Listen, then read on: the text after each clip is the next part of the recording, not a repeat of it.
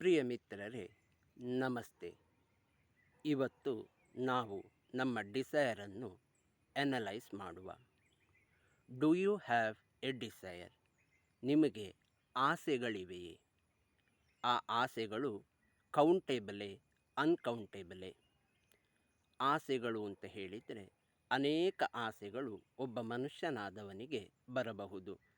For example, ನನಗೆ ದೊಡ್ಡ ಮನೆ ಬೇಕು, ಒಂದು ದೊಡ್ಡ ಕಾರನ್ನು ತಗೊಳ್ಬೇಕು, ನನ್ನ ಮಕ್ಕಳು ಜೀವನದಲ್ಲಿ ಮುಂದೆ ಇಂಜಿನಿಯರ್ಸೋ, ಡಾಕ್ಟರ್ಸೋ, IAS ಆಫೀಸರ್ಸೋ ಆಗಬೇಕು, ನನ್ನ ಹೆಲ್ತ್ ಒಳ್ಳೆಯದಿರಬೇಕು, ನನಗೆ ಫ್ಯಾಮಿಲಿಯಲ್ಲಿ ಕಾರ್ಡಿಯಲ್ ರಿಲೇಷನ್ ಇರಬೇಕು.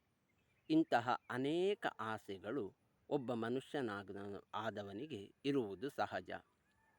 ನಿಮಗೂ ಇಂಥ ಆಸೆಗಳಿವೆಯೇ? ಇಂತಹ ಆಸೆಗಳಿದ್ದರೆ ಅವುಗಳು ಕೌಂಟೇಬಲೇ, ಅನ್ಕೌಂಟೇಬಲೇ? ಒಂದು ಚಿಕ್ಕ ಪರೀಕ್ಷೆಯನ್ನು ಮಾಡಿ ನೋಡಿ. ಒಂದು ಪೇಪರ್ ಮತ್ತು ಪೆನ್ನನ್ನು ತಗೊಂಡು ನಿಮ್ಮ ಮನಸ್ಸಲ್ಲಿ ಬರುವಂತಹ ಆಸೆಗಳನ್ನೆಲ್ಲ ಪಟ್ಟಿ ಮಾಡಿ. ಅವುಗಳು ಕೌಂಟಿಗೆ ಸಿಗುತ್ತವೋ ಅಥವಾ ನಿಮ್ಮ ಕೌಂಟಿಗೆ ಸಿಗದಷ್ಟು ಅತ್ಯಧಿಕವಾಗಿದೆಯೋ ಎಂದು ಪರೀಕ್ಷಿಸಿ. ನಿಮ್ಮ ಉತ್ತರವನ್ನು ನಾನು ಕಮೆಂಟ್ ಬಾಕ್ಸಲ್ಲಿ ನಿರೀಕ್ಷಿಸ್ತೇನೆ. ನನಗೆ ನಿಮಗೆ ಯಾವ ಆಸೆಗಳಿವೆ ಎಂಬುವುದು ಮುಖ್ಯವಲ್ಲ, ಬದಲಾಗಿ ನಿಮಗೆ ಇರುವಂತಹ ಆಸೆಗಳು ಕೌಂಟೇಬಲೋ ಅನ್ಕೌಂಟೇಬಲೋ ಎನ್ನುವುದು ಪ್ರಾಮುಖ್ಯ.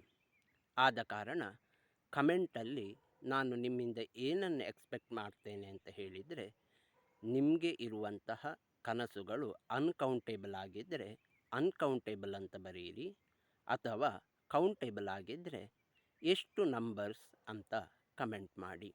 ಧನ್ಯವಾದ. ಮುಂದಿನ ವಿಡಿಯೋದಲ್ಲಿ ನಾವು ಈ ಕನಸುಗಳ ಬಗ್ಗೆ ವೆರಿಫೈ ಮಾಡುವ.